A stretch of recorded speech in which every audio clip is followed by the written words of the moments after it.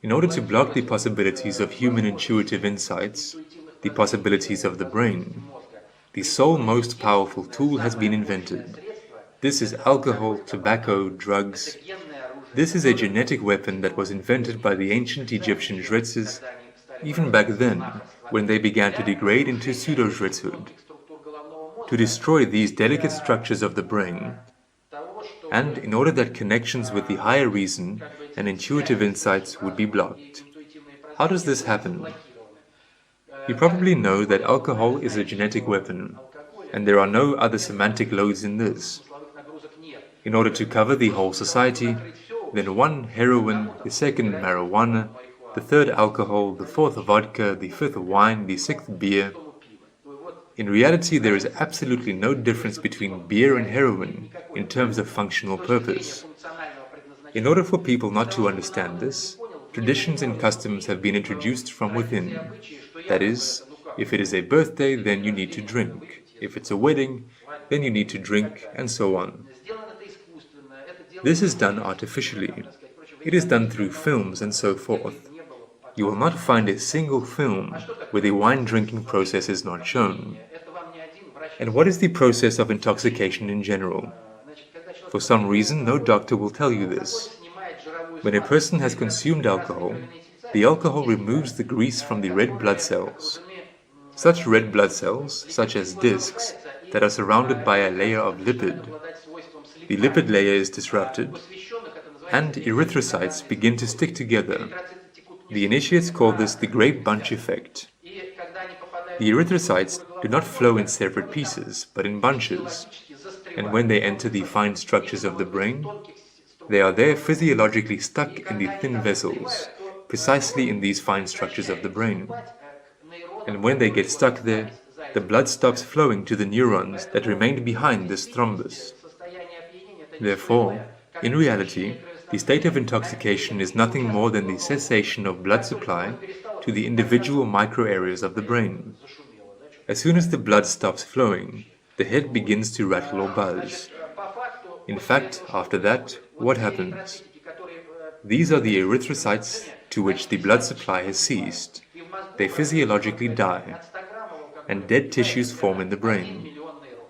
About 1 million neurons die from 100 grams of alcohol. And in total we have from 20 to 40 billion of them. 1 million seems to be a little, but they break these long chains. And after that, this formed dead tissue must be removed so that the person does not die. These are also defense mechanisms that work like that. I will cite such a physiological phrase. Speaking at a large forum in Japan, I also cited it to show that they do not consider us suckers, that they understand a lot in Russia, although so far it has not been given to say it out loud. But nevertheless, you cannot hide the cat in the bag.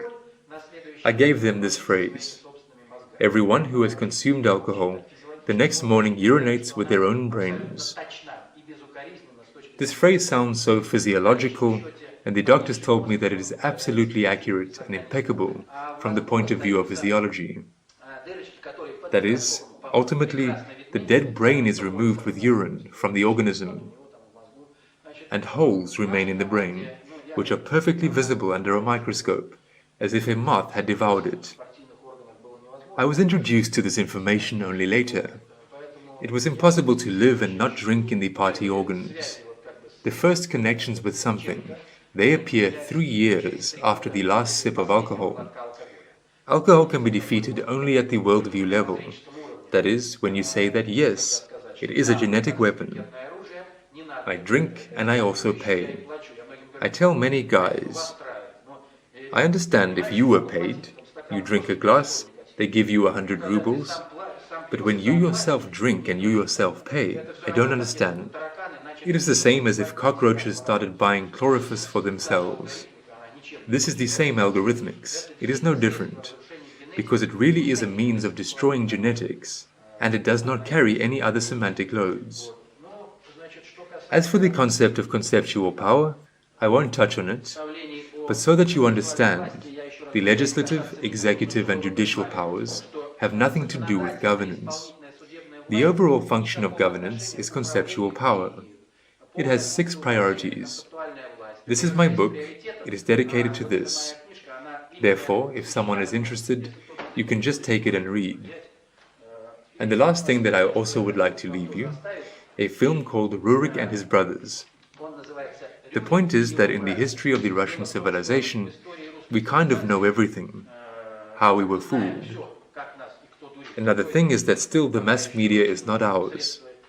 But you remember perhaps the words of Chuchev, who said, "Think about the deep meaning.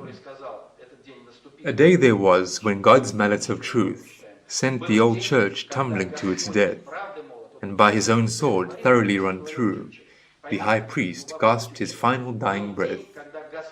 They have created all the informational shells now, and with what to fill? The same lies that have been used to powder the brains for 3,000 years? And everyone has read them. No one is interested in them. It is into these shells that we will now inject our information."